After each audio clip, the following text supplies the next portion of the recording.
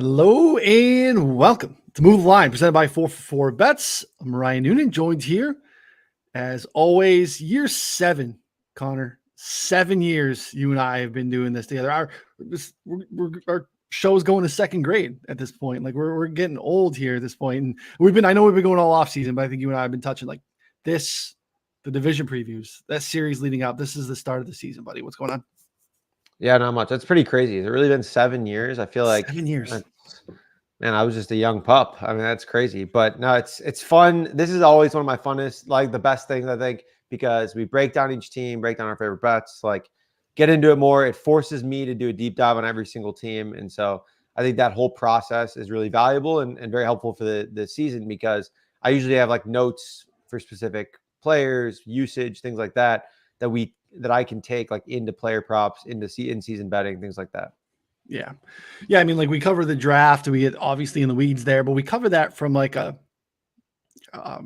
betting perspective, right? We're not really getting into like team level takes, and that's where this stuff kind of starts to show up.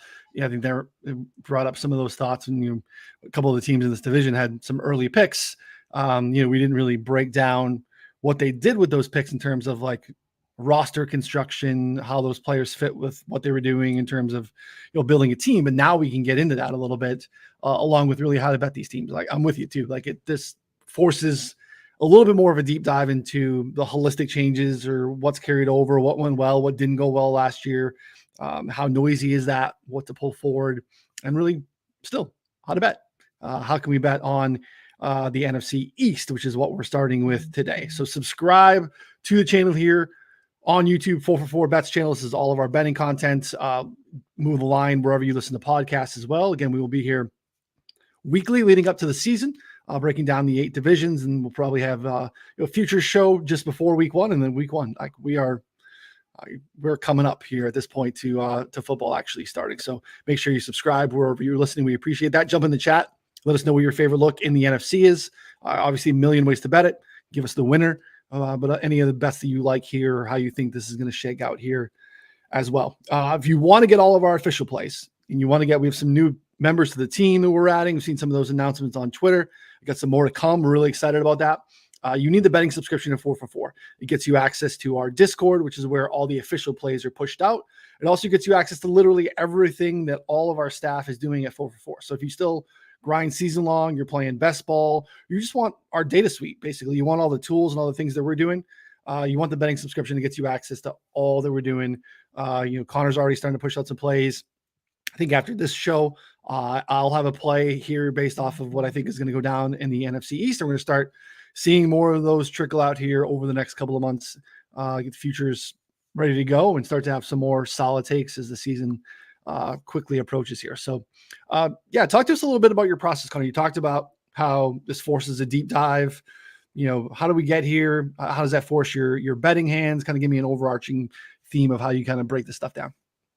Yeah, I think I like to go unit by unit, essentially. So look at the defensive line, look at the secondary, who they got, who they started lost. with defense. You started with defense. So. I know it's crazy, because some of my notes this year are like more defensive heavy, and things are changing. The times are changing. You've certainly rubbed off on me. Obviously, your hands are way, way deeper in the dirt on the defensive side than me, and you're welcome to check any of my takes about a player being good or not good, because I think you're a little bit more informed than I am there. But yeah, I go unit by unit, then look at coaching, look at schedule, look at the look headlines, kind of wrap that all up into one big package there, and try and contextualize like what that means to the division, what that means for how we should be betting them in the future. Because I like to have kind of a way that we bet almost every single team. I think I have a bet, at least one bet on 3 teams in this division. One of the teams I do not, and we'll get into that, but that's just like an overarching strategy thing. But I think our process is somewhat similar in that sense. Yeah, interested to see what the bets are. I have an idea maybe what the one you don't have is, but let's get into it. We're starting with the NFC East. Eagles, Cowboys, Commanders, and Giants. Could be a top-heavy division. That's how it's kind of been at different times the last handful of years. In terms of schedule, these teams are playing the NFC South and the AFC North. We'll start with the Eagles. They are your current favorite in the division. They are 17-1 to win the Super Bowl. Best number there on DraftKings. Same number same book You want to go to DK for the NFC number 7-1. They are plus 100 on DraftKings to win the division. That's by far the best in the market. It's like minus 120 everywhere else. So DK has the good numbers here. Win total 10.5. It's juiced a little bit to the over. Obviously an interesting squad for a minute there. Looked like they were going to avoid the Super Bowl hangover, which tends to happen, especially historically for like the losing squad. Entered December 10-1. And, we, even at the time, thought they were doing most of the damage, picking on some pretty easy competition. But at the same time, we thought they were a good football team, right? They had gone to the Super Bowl the year before. They had run it back with a lot of same players. Coaching seemed to kind of fall apart there, and then just terrible down the stretch. 1-5 to the end of the regular season. They got absolutely boat raced by Baker in the Bucs in the playoffs, which is just kind of bizarre. Like what happened in that game. It was really strange. I thought it was a great offseason though, Connor. What are your thoughts on the Eagles? Yeah, I totally agree. I mean, there was a lot of, especially defensive issues in the secondary. They drafted Quinyon Mitchell and Cooper DeJean, two guys who were both considered to be like top 15, 20 picks, and they were somehow able to get both of them. They already have James Bradbury, Darius Slay. Like, I think they have one of the deepest secondaries in the league after signing Isaiah Rodgers as well. I don't know if any of them are good or who will be good, but there's a pretty good chance that at least two of them will be above average level corners, I think. So there might be a little bit of an adjustment period, but I think they'll figure that out there. Offensively, the big news is they lost Jason Kelsey. They'll be sliding in Cam Jurgens. Our offensive line guy, Justin Edwards, has them still ranked third. So I think that's still obviously a very elite offensive line here. And the addition of Saquon Barkley, I think, is bigger than most other running backs. I've been a day one Saquon truther. I think that when he's healthy, he's one of the most explosive, dynamic running backs in the game. Use him in the passing game, which I know the Eagles don't do a ton, but I still think that that's could be a viable part of their offense with moving him around a little bit. So I'm excited about this team. I think that from a roster standpoint, they have a really, really strong roster. And then from a coaching perspective, they bring in Kellen Moore, who's going to boost the pace a lot, which, they were one of the slowest neutral pace teams last year. Kellen Moore's operated at like a top 5 level in pace for a while and does a lot of motion. They were one of the lowest motion rates in the league. And so I think including some motion will help Jalen Hurts a lot, who we've talked about a lot with Sharp last year. Like, I don't think that Jalen Hurts is who we saw him in his, 2022 season necessarily, but the upside is there. I think he's more than, a serviceable quarterback and well above that at this point. So yeah, I'm curious though. Do you have any thoughts on Vic Fangio? Because I think we were, again, Vic Fangio truthers, and he kind of laid a fat egg, and the reports about him are, I would say, really, really bad about his time in Miami. Yeah, I was wondering if you were going to deep dive on that, because I know you touched on it during some of the other shows that we were doing too. I mean, I think it's an upgrade though, right? When you think about what happened there last year, the Sean Desai, Matt Patricia duo was not it. Not surprising that kind of fell apart. Now, look, to be fair, they had a ton of injuries. So they were 29th in adjusted games lost due to injury. Most of those were in the secondary, and that became a problem, obviously, especially late in the season when they started to play, actual like playoff level competition. But yeah, I mean, systematically, I would think it'd probably be better. The cool part for Fangio is that, as you mentioned, like how he kind of gave him a toy chest, right? There's just a lot of options in the back half. Like Darius Slay is still good. James Bradbury, 1,000% lost whatever fastball he had left last year. They could not roll him out in terms of like starter level stats this year. And I don't think they're going to have to. They'll be able to figure out who can kind of win some of those camp battles, and whether it's one of the rookies who I think we both like. I think they're talented guys. That helps, right? And like the Isaiah Rodgers thing comes in. Vontae Maddox is one of the best slot corners in the league. He missed a bunch of games last year. I think he played 4 games last year.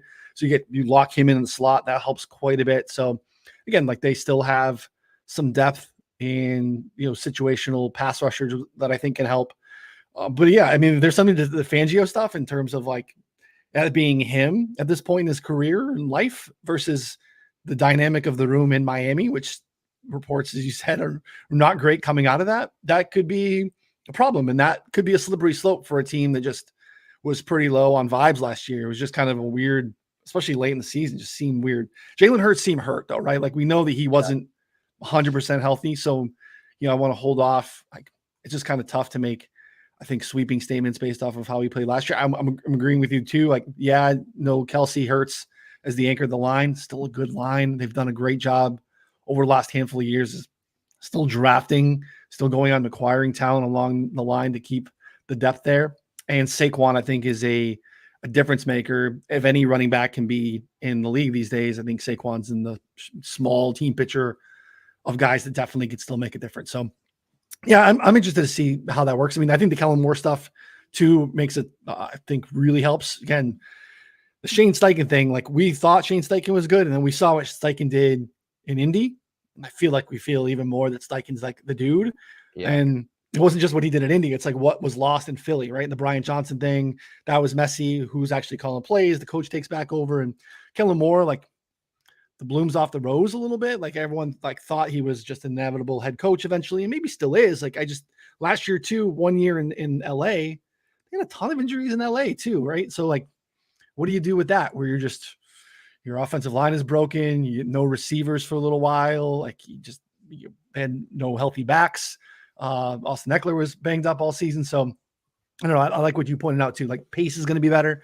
Those Kellen Moore offenses, for the most part in Dallas, were I think 4 out of the 5 years in Dallas, top 6 in points per game, yards from scrimmage, pace in 4 of the 5 years they were top 4. So yeah, they're just going to run more plays. I think that helps this team.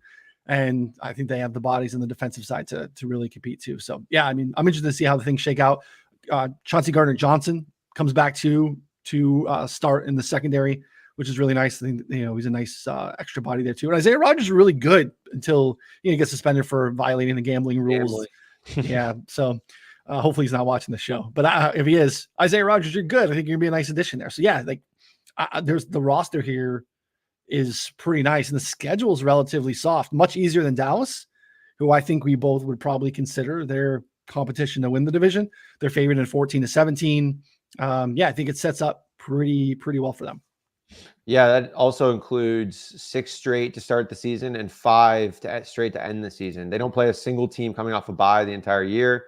I mean, yeah, they're I think their biggest underdogs is like 4-point underdogs. Like every game is winnable, like literally the entire season. So I think given the schedule, given the upgrades defensively, which I think is massive, the offense, which again really didn't lose anything, and actually I think is probably a net positive at this point with Saquon and their offensive line still being intact.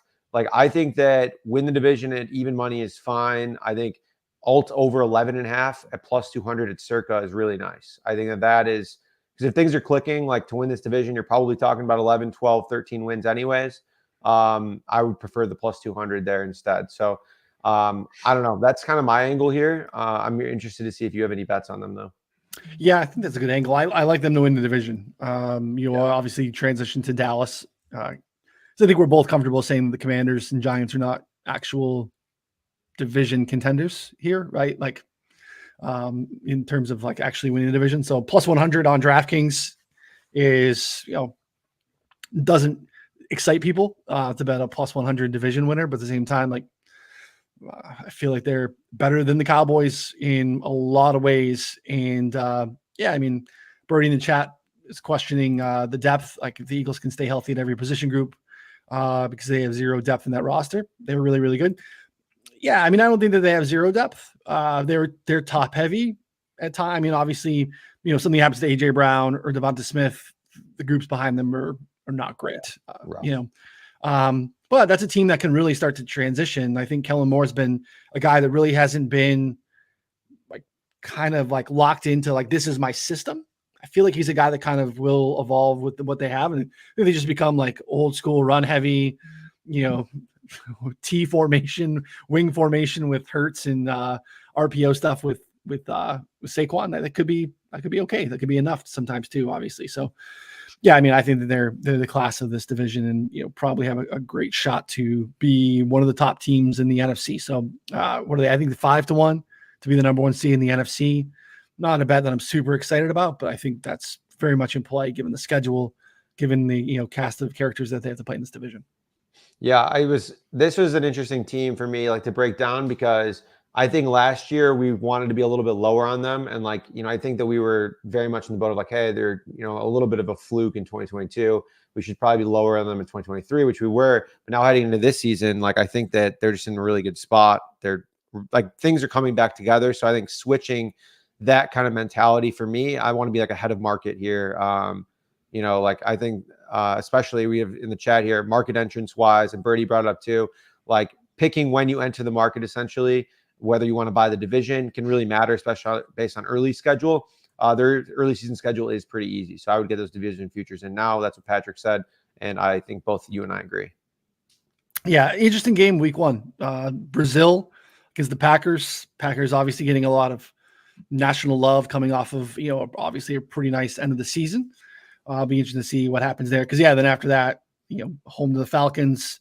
Basically they run through the NFC South, which is pretty, was pretty soft there. So not a murderer's row.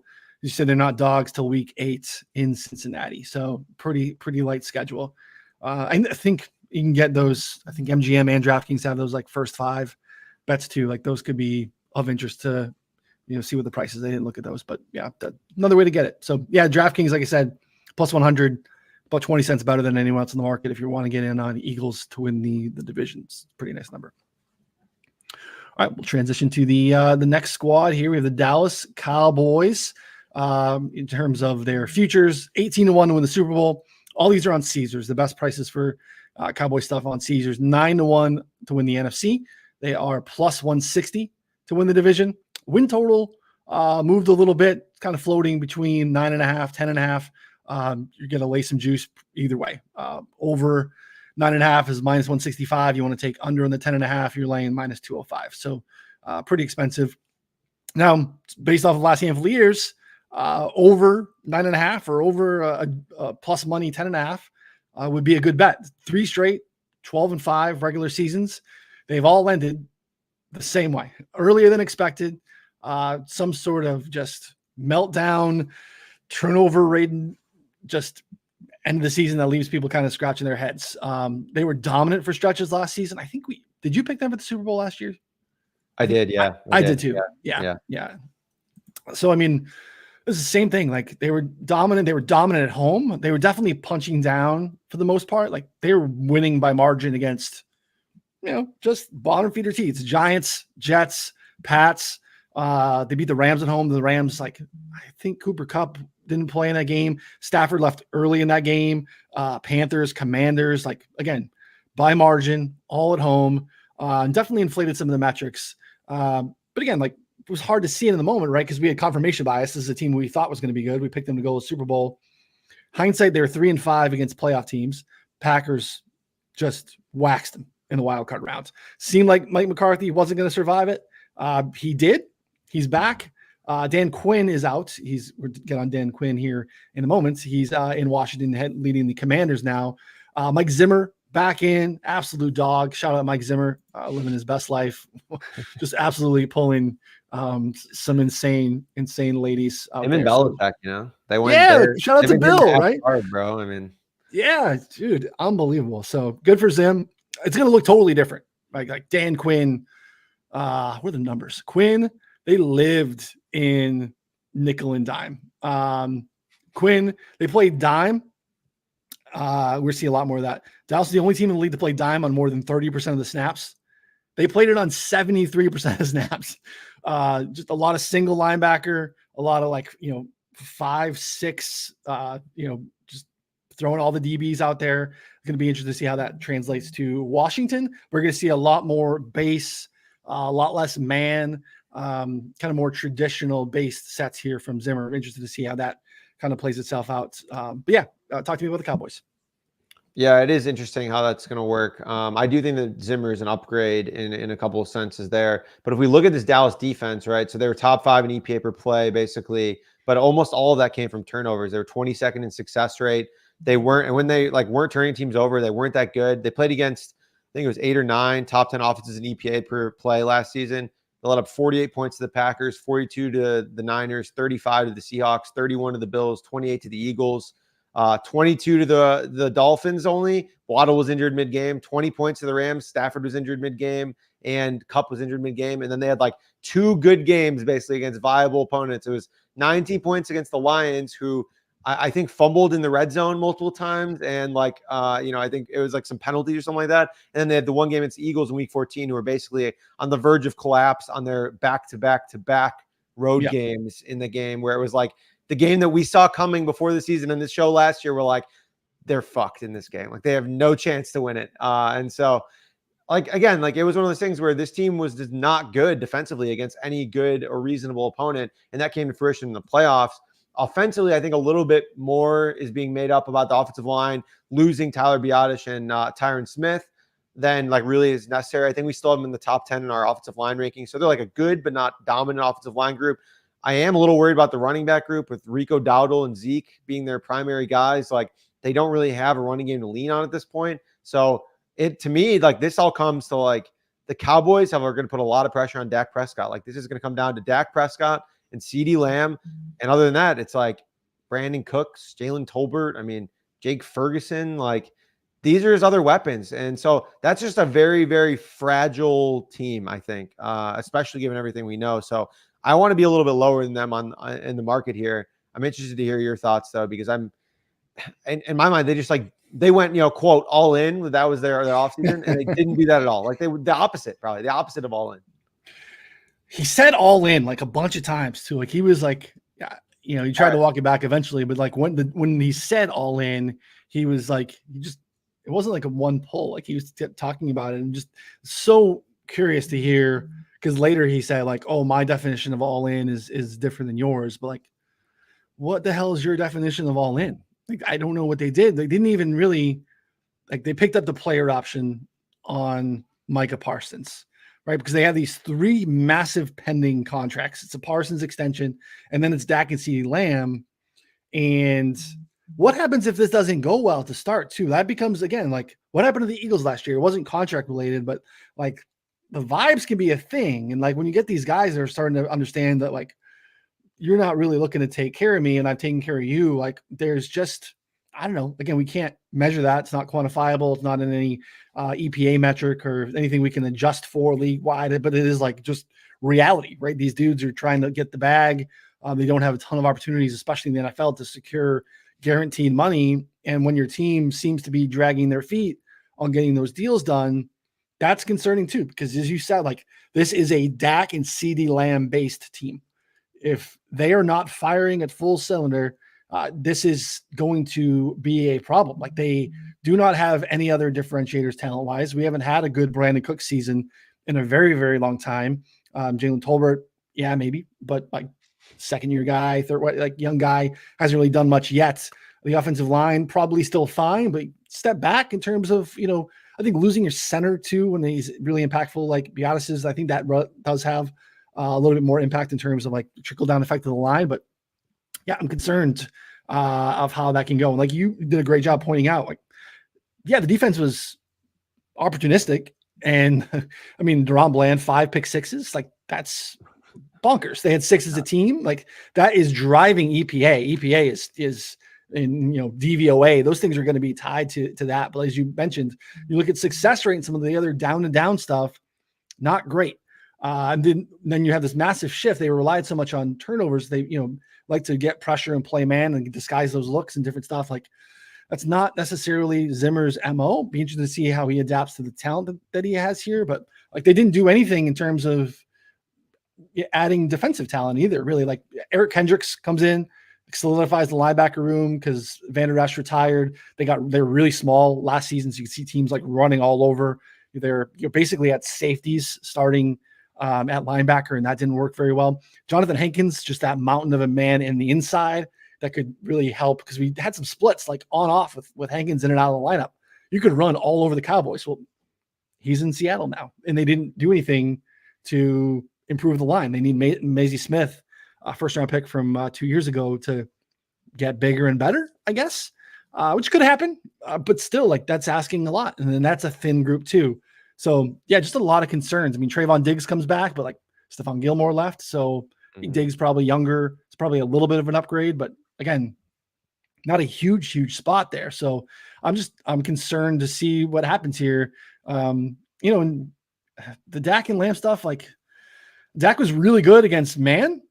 He was like 22nd in pass offensive DVOA against zone last year. So what happens if you just start to see more bracket zone coverage on Lamb? And like he's still going to win and be awesome, but like just if you're a defensive coordinator, That's it. Like there's no one else that is going to punish you, even if you're a man heavy team. It's like, all right, let's take away CeeDee Lamb. I don't see the ability for you to like beat me with explosives from the backfield or with any other guys. So yeah, it felt like last year was the window. And it feels like it closed. Yeah, I just don't know like why they didn't add anyone else to their receiving room. It makes no sense. I mean, it's just crazy to me how this whole thing panned out for them, because now they're just like really hamstrung, I think, by having just Brandon Cooks as their wide receiver 2 with Jalen Tolbert. Basically, it's a really tough look for them. And looking at their schedule too, so they're favored in, I think it's 13 or 14 games this year. Only 6 of them are by more than 3. I mean, so basically almost all of them are toss ups. Like it's one of those things where it's really tough for me to want to bet an over on a team that's like so reliant on basically what's just going to come down to Dak Prescott and CeeDee Lamb being awesome basically every game. Like I would be very surprised if their ground and pound game with Zeke and Rico Dowdle is like a thing and is able to carry them the games. Because you compare this team to the Eagles, like if Jalen Hurts is banged up, they can probably rely on Saquon in the running game. If Saquon's banged up, they can probably pass a little bit more over expectation and probably be fine. Their defense could help probably carry them a little bit to some extent this season. Like whereas Dallas, like we don't really have faith in their defense. Their offensive line got worse, but it's probably still fine. We don't know about the running game, and their depth of receiver is like terrible. So for me, I think that you could take under 9.5 is like plus 150. I don't think that there's a massive margin. Like they're probably going to win 8-9 games. Like they're not a bad team. They're still a really good team. They're just, I think that the floor is a little bit lower than in most years. So like it's one of those things. And you mentioned too, like maybe the floor does fall out if the CeeDee Lamb and Dak Prescott are carrying the team, like things could start bubbling up a little bit. So that's kind of my favorite look here, would be the under 9.5 wins. Yeah, it's a good look. You also got a head coach who, knows he's in the last year, fighting for his job, right? Like what happens this year is massively impactful. And all those things just add up. It becomes a little bit shaky, especially if it does start to go sideways. And there's a tough run in the middle of the season here, starting in week 6.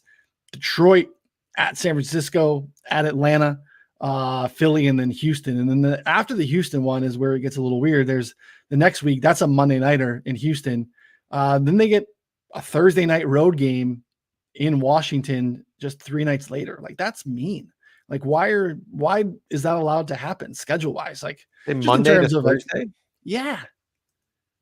And the road. Really? Yeah. What? It's tough, man. Yeah. I mean, in the division on the road, it's Washington, but like it's not like Dallas is right next to Washington. I mean, again, these guys are flying charter and pride. It's not even that. It just is the wear and tear of having to play in that spot is just insanity. So again, it's the Commanders. It doesn't feel like a natural, like, oh, we got to mark this one down. But yeah, I mean, week 12, watch out. That's a tough one for Dallas. Like just kind of feels like a scheduling loss. Maybe it's just Commanders in the points because I'm sure there'll be dogs at home there in that spot. But yeah, teams just that's tough. That's not really fair. So yeah, it just felt like last year was the year, and just too many, especially with how the defense was like just. That's a ceiling outcome, right? Like 6 pick sixes, 5 from one dude. Yeah, it's really tough. Like it just puts a lot of pressure on Micah Parsons to be the guy, and CeeDee Lamb and Dak, and none of them have long-term deals. So kind of a tough ask for Dallas. Yeah, no, totally agree. Excited. All right, next we'll shift to the bottom 2 teams here. Interesting to talk about these ones. The Commanders we'll get started with. Similar numbers in the future market to Dallas, though a little shorter to win the division.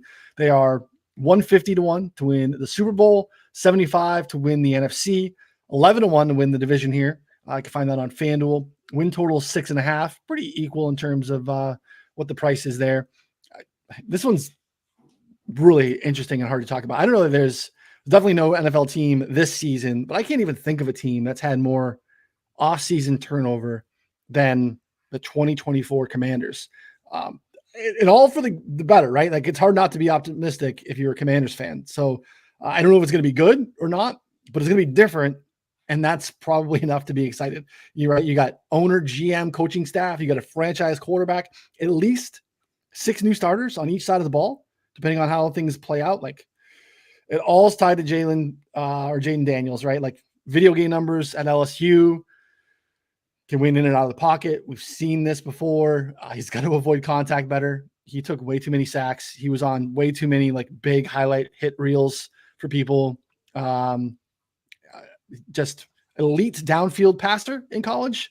Malik Neighbors, Brian Thomas are there. How much is that Daniels as a late prospect, like, going to be almost 24. So a lot of possibilities here. The range of outcomes feels pretty ginormous on the Commanders. Yeah, this is one of those teams that I was going through, and I think I was like, okay, well, they could be good, if a couple of different things break their way. And the more that I thought about it, I'm going to stick to my guns here because I have pretty strong opinions on a couple of these guys here. So, and I really think it comes down to Jaden Daniels, Cliff Kingsbury, and Dan Quinn for the most part. Their offensive line, they added Tyler Biotish, but they added a couple of other random people. 30th right now in Justin Edwards' offensive line rankings. Still a pretty big gap at left tackle. Defensively, they added a bunch of average to above average guys, but none of them played together. We have Dan Quinn, who I think Dan Quinn's a bit of a donkey. We saw him in Atlanta at the end of his time. Wasn't great. We saw him last year, and there's plenty of reasons why we were not excited about that defense, who I think greatly overperformed. And then we're looking at Cliff Kingsbury, who was an absolute disaster as a head coach in Arizona, and then goes to USC, where he's playing with Caleb Williams as his quarterback, and they underperformed. They underperformed with Caleb Williams at quarterback. And then now he's offensive coordinator here, and then they draft Jaden Daniels. Jaden Daniels had one of the highest scramble rates in NFL history, doesn't protect his body, literally doesn't, he just scramble. I don't want to say that he's Justin Fields, but he's a better passer than Justin Fields, but it's going to look very similar. So I'm out. I'm betting the under on this team. I'm betting under 5.5 at plus 220. I'm betting under 6.5 because I don't think that Cliff Kingsbury's scheme can transcend any issues with the offensive line, with the running game. We have pass catching weapons. I think Terry McLaurin's great. Jahan Dotson hasn't done shit since he's come in the NFL. I know you're a Jahan Dotson guy, but he just hasn't performed. He's been bad. They have the 1,000%. ghost of Zach Ertz at at tight end. Where are they good? That's the thing is I'm not buying that coach, not buying the offensive coordinator, not buying the quarterback, and I think their supporting cast sucks. So initially I'm oh, well, if Jaden Daniels is good, maybe they could be a fringe playoff team, maybe win 8-9 games. It would take Jaden Daniels being RG3 as a rookie, essentially, for this team to be good. It would take a heroic effort. And so I'm fine betting against that, to be honest. Yeah, I think that's fair. Yeah, that's what I'm saying. Nothing surprises me here, right? I mean, them winning the division would surprise me, but there's so much turnover here, and it is again, the defense was horrendous last year. They 64 sacks or something like that for Sam Howell, just bonkers. Obviously, we know sacks can be a quarterback stat as well, and very much are. Just holding on to the ball too long, a little bit of hero syndrome, but that's Jaden Daniels. That was his MO in college, right? There was a lot of hero ball, and you see this, and I think the Fields comp in a way is really interesting because Fields, that's the same thing, right? A dude who really won at the collegiate level with elite talent downfield, right? And that builds sometimes some bad habits where you're my guy's going to get open if I can get time, right? If I can extend the play and allow him to get loose. Malik Neighbors, Brian Thomas were able to win at an elite level. And that's what I think Fields experienced at Ohio State, and then doesn't really translate to the NFL. Those defensive ends are coming in a little bit quicker. And offensive line additions, but not necessarily massive upgrades. I think, again, we talked about it being a negative for the Cowboys to lose Tyler Biotish. I think that's a nice thing for them to have with the Commanders. There were some other Cowboys that came along, a couple on the defensive side as well, which I think can help. Defensive ends, Dorrance Armstrong, Dante Fowler can step in because they had no pass rush last season after they traded Young and Sweat in the middle of the season. The defense was so bad. Bobby Wagner, Frankie Louvu, Louvu in a Dan Quinn defense could be pretty exciting.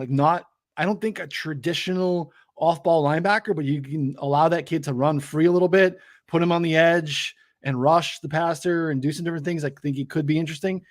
The problem is the secondary is still absolute trash. Their only good corner last year, Kendall Fuller, now in Miami. Emmanuel Forbes, buddy.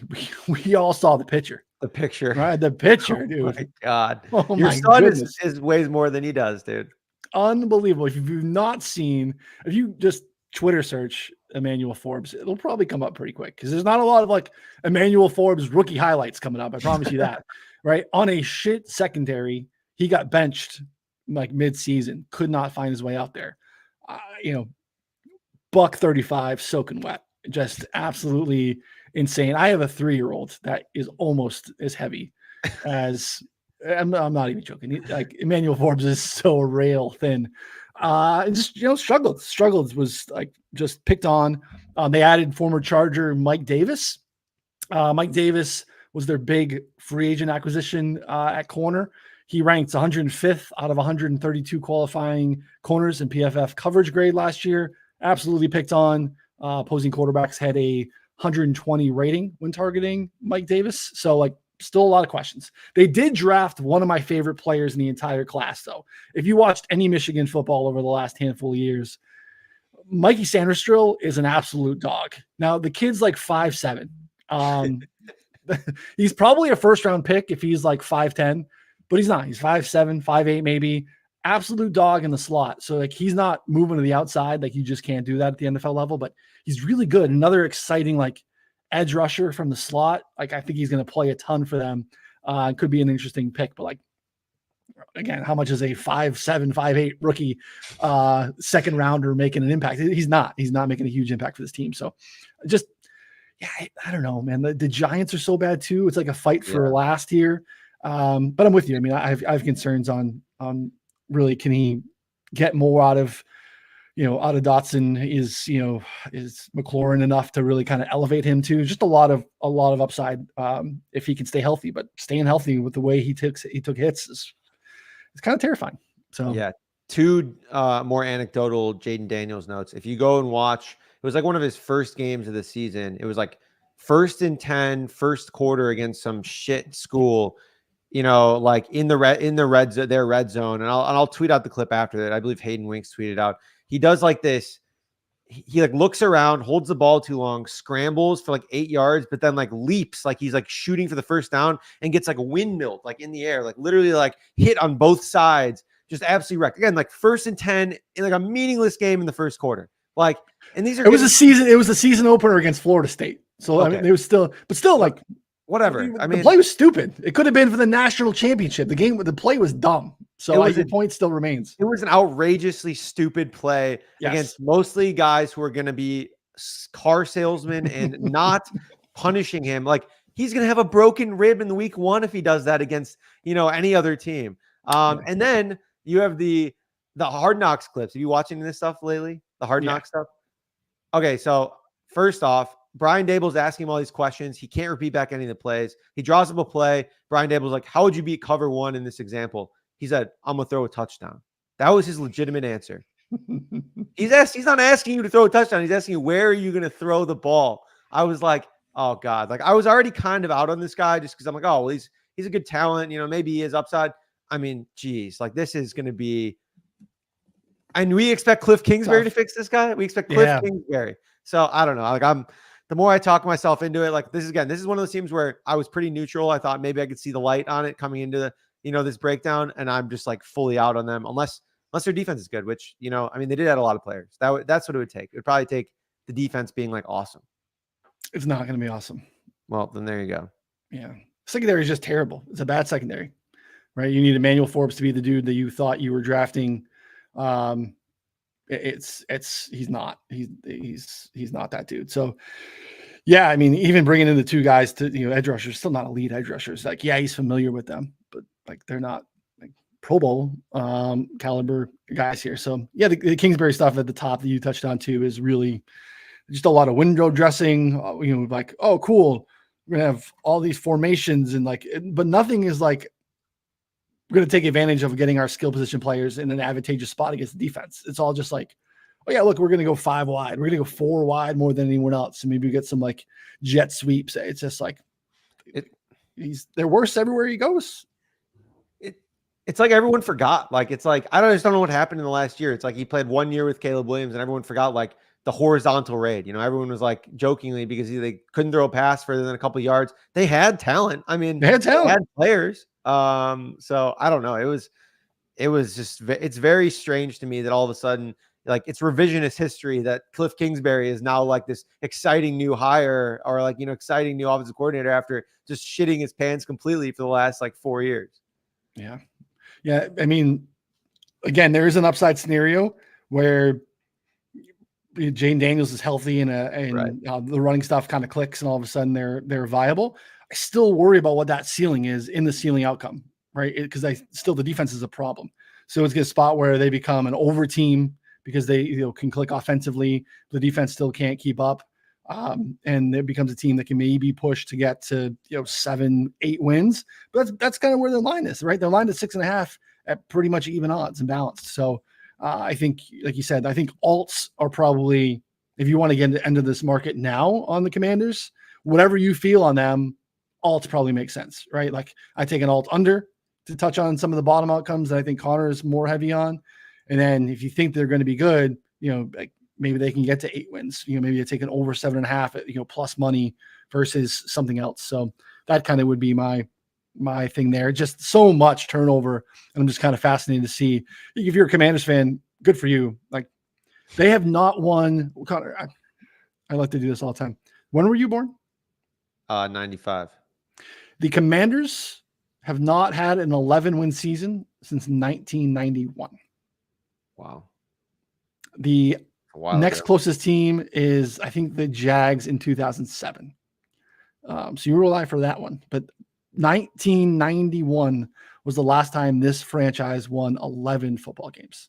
So yeah, like I don't even know if you asked me to name my favorite Commanders player of all time, like who would it even be? Terry McLaurin? Like probably. Like I mean, that's in my lifetime. Has there been a single good player on their team that's like awesome? I mean, yeah. I mean, in my lifetime, like they've won Super Bowls. They were in the mix. Like they had a great historic offensive line.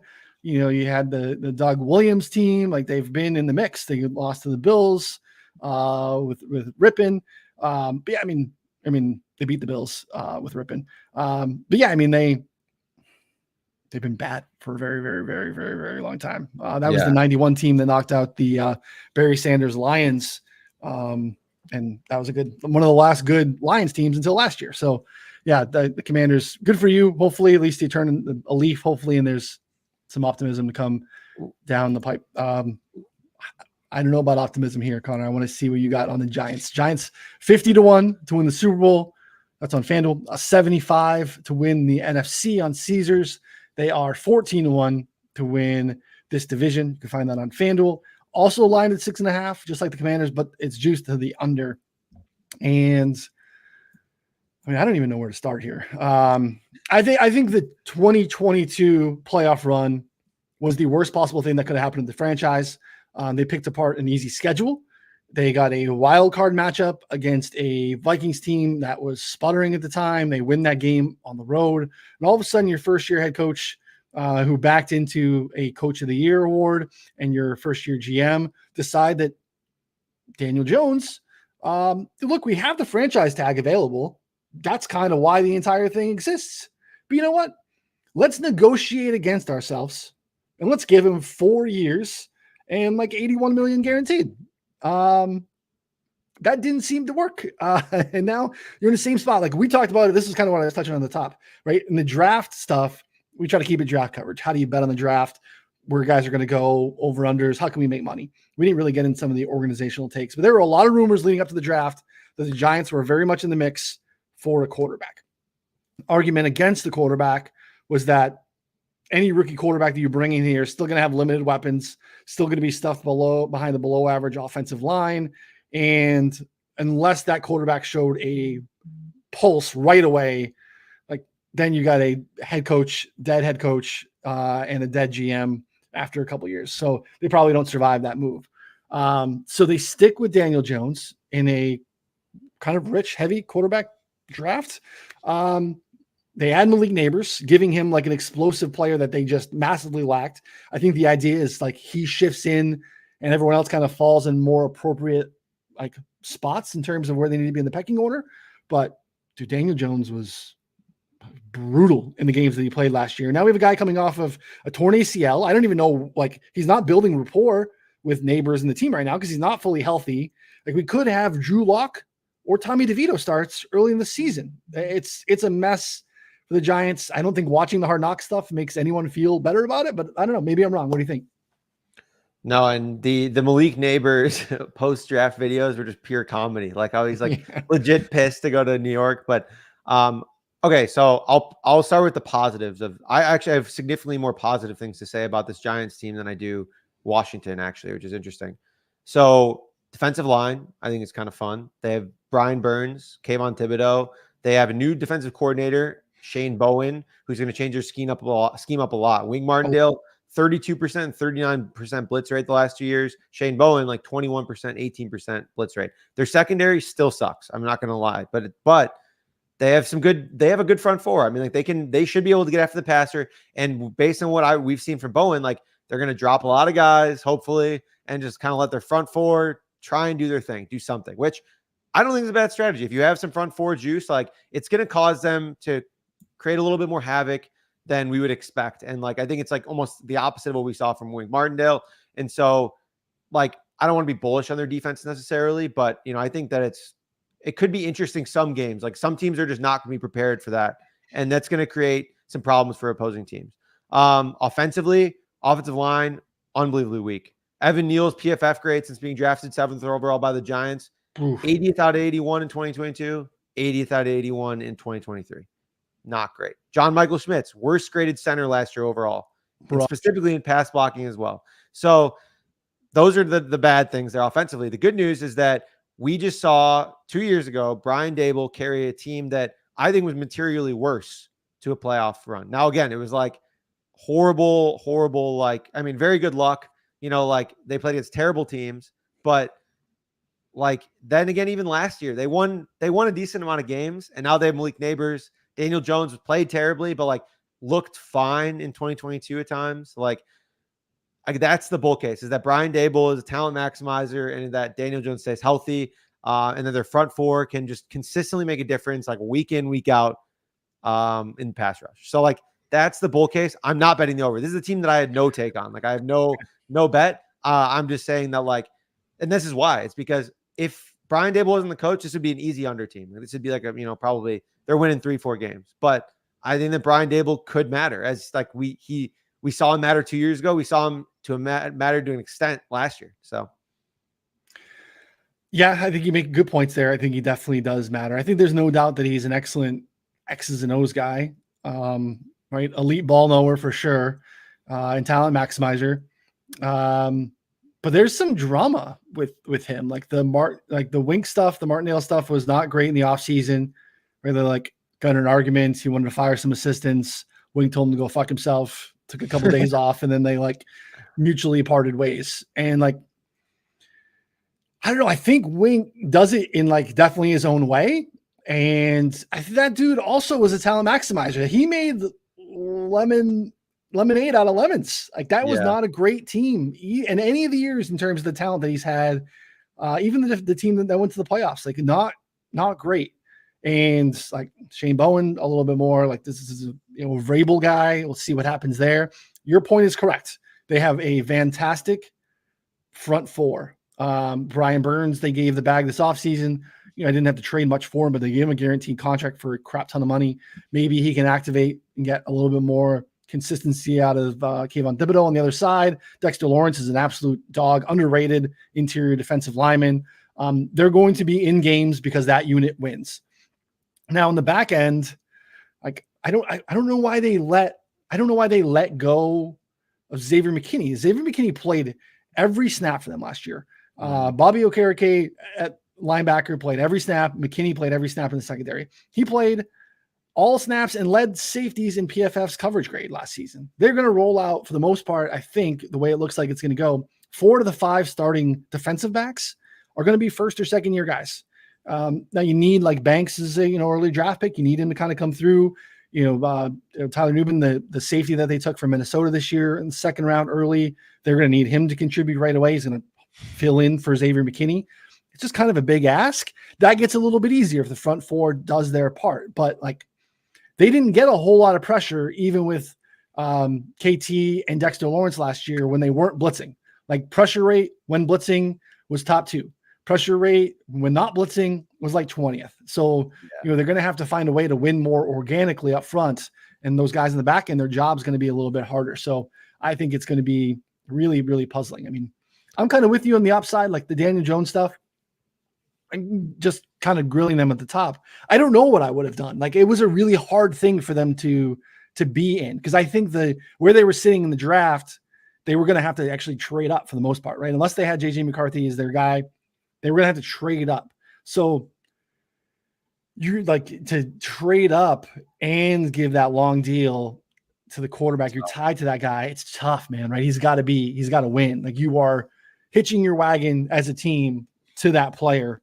Whereas if you show a little bit of pulse this year, somehow Daniel Jones stays healthy, Malik Neighbors delivers on who you thought he was going to be at pick 6, then maybe you have a case to sell to the ownership group that everyone can stay. You can run it back if you're Joe Schoen, you can run it back if you're Dayball and stuff. Like, otherwise, they don't know what to do. It was a really tough scenario for them because they couldn't get off of Jones this year. Next year is a little bit easier. It's still going to be a pretty big, cap hit, but like this year it'd have been like 70 million dead cap money. Like, just unseen for you to do that at quarterback. So tough. I mean, they've whiffed, Evan Neal is going to be playing guard. You don't take a guy top 7 in the draft and think he's going to be a long-term tackle for you, opposite of Andrew Thomas, and you got to slide him into guard at year 2 and keep him there year 3. So it's tricky, man. Yeah, it's not good. So I'm a little less bullish because I think we could see Drew Lock starts early this season. Like, the ACL was week 9 for him, right? And the neck and back injuries, that's not great. So I don't know. These bottom teams here in this division, I'm scared of, because I think there's another bottom falling out scenario here for the Giants. Now they're back in the top 5, looking to see if they can get a quarterback in a bad quarterback draft, which is also part of the discussion of what they were to do this past year too. So yeah, I don't know. I think the defense is not going to be great though. It puts a lot of pressure on 4 dudes up front. And if they don't stay healthy, just house of cards. Yeah. I mean, they're just in a really, really tough spot there. They're favored in 4 games all season, none by more than 1.5. It's just really not a good scene. I guess the positive is that they get to play like the Bucks, Panthers, Saints, Commanders twice, Vikings, Seahawks. I mean, most of those teams are still better than the Giants by a good bit, but like, at least they have some games against teams that like probably won't blow them out. They're actually they have their first winnable game in week 1 against Minnesota. So that's kind of a positive note there. Then they're underdogs in 7 straight games after that. So, if you want to sell, maybe you wait till week 1, depending on your thoughts on Minnesota and, how that game goes. But yeah, it's, again, I don't want to make it seem like I'm necessarily bullish on this team. I just think that they have a few more bright spots than a team like Washington, if you're not high on, the coaching staff and things like that in Washington. So yeah, we'll see what happens with this Giants team. I would guess. Oh, and then I was going to add with the contract for Daniel Jones. If he gets injured again, like a season-ending injury, his full next year is guaranteed. So if they're struggling, they're going to pull his ass out of there. Like, I mean, we're talking probably week 8. You're looking at after those games that they're underdogs in 7 straight in, maybe earlier than that, maybe week 5, 6, 7, whatever. If they're like 1-5, maybe even 0-5, like that's very possible too. I think that's a great spot for him to get yanked, because there's no way that they're risking him getting injured. It's a great call. Probably don't have any Daniel Jones season-long props out there currently, because we don't know when he's playing to start the year too. So yeah, I mean, look, they could start 2-0, right? It's the Vikings, their favorite at home, kind of a coin flip, and then they're at the Commanders, right? So depending on what you think of the Commanders, catching them early in the season might be better. I don't know. Like, who knows? Maybe not. Maybe you'd rather have more film on them. So, because then it's a tough stretch, right? 3 weeks, 3 through 7, like they are significantly worse than all those teams. Most of those games are at home. But like, they're not competitive with those teams, I don't think. And then the road game is at Seattle. That's a tough ask. And then the end of the season stretch too, to your point, like, you're probably not fighting a playoff spot here, but like Baltimore at Atlanta, home to Indy, at Philly is not a great end of the season. You can even go before that with, some playoff teams ahead of that. So kind of a tough stretch for them at the end of the year. So not a ton of optimism for me. But yeah, I mean, Daniel Jones, maybe that's the best bet. If we get any Daniel Jones props to, in season long stuff, that we can try to find unders, because you make a good point. I don't think we see a full slate of games on the front or the back end. So yeah, there's tough spot. There's some one prop up. It's like 2,900, I think, for Daniel Jones passing yards. I mean, again, like that seems pretty high if like we don't think he's going to go the full year. Which the more we talk, like they would have to greatly overperform. I mean, he would just have to be like awesome offensively for them to do that. Otherwise, like, and they have to win games. Like they can't just be good. Like he has to win games because if they're 1-5, 1-6, I doubt that they keep him out there. Yeah. We'd have to have a lot of yak because what they did in the year that they were good, and that was part of like, oh, look at Dayball, like really scheming up to, work with the talent that he has. Like ADOT was like 5.5 or something for Daniel Jones. Like he was really getting the ball out quick, short, intermediate stuff. They cannot risk dropping back 5-step drops, 7-step drops against this offense with this offensive line to hope Neighbors wins deep down the field. Like that is not how this roster is built at all. So yeah, I mean, 2,900 yards is a good amount. That's probably the best way to bet the Giants, in my opinion. So same thing. I mean, I would alt unders, I think, is just a scenario where there's a floor falling out here. So 5.5, 4.5, even like that could be a spot where this team is near the top 3 come next April in the draft. Not great. Yeah, not great. This division is kind of ugly. Like it's like it is, man. I don't think we're high on virtually 3 of these teams. We're a lower than market on, and the Eagles, I think, we're a little bit higher than market on. But again, I think this kind of lends to Eagles overs, and Eagles alt overs, because if they're playing 6 of these games a year, it kind of helps. Yeah, and that's kind of it. Like my best bet for the division, and like you can make the case that it's not a great long-term bet to tie up a bunch of money at plus 100 for the rest of the season. But again, I like the discount comparatively in the marketplace what DraftKings has right now. Eagles plus 100 to win the division, I think, is a bet that is going to get my money here. It's my favorite bet here in this division. What about you? Yeah, I'd probably go with Eagles over 11.5 plus 200, just because I'm, I want a little more juice for my squeeze. But I think that both are solid looks. Yeah, it feels like it's just the Cowboys we made the case for. Just it's so thin, right? And felt like last year was their window. Even though you're looking like, hey, another 12-win season for Dallas. Just like, I don't know, man. I don't know where it's coming from. So, all right, buddy. Good stuff as always. Any other closing thoughts before we wrap it up? We will be making more announcements this week. We just hired Hunter Huss, beat the sides and totals market 2 years in a row, publicly documented on BetStamp and on Twitter. Posted all his plays, going to have analysis, everything. He already posted 5 long shot bets in the Discord and in an article that he tweeted out. So give him a follow. Pretty excited about that. Kind of one of the lesser known grinders who I think does a really good job. And so excited to have him on board this year and fill in the shoes of Sharp Clark and, maybe not cause as much of a ruckus in the Twitter streets, but, I'm open to it. I like that. It's fun. Yeah, we'll miss that for sure. Jeff, you are our kicker guy. Jeff wants a guy to, for kicker props. Jeff's our kicker guy. Jeff's our kicker guy. We'll also be running back prop drop with our boy John Hyslop. Officially official. Hyslop will be back in the Friday afternoon seat with the 2 of us. The 3 of us will be here giving you props, uncorrelated parlays, tackle props, all the good stuff on Friday afternoons during the NFL season. So subscribe to the channel and get the betting sub, 4for4.com/plans. Betting sub, again, access to all of our official plays, the Discord where all those plays are going to live, and then access to all the things that we have at 4for4.com as well. So good stuff as always, Connor. Appreciate it. We'll see everyone here next week for the next division. So for Connor, I'm Ryan. Thanks, everyone.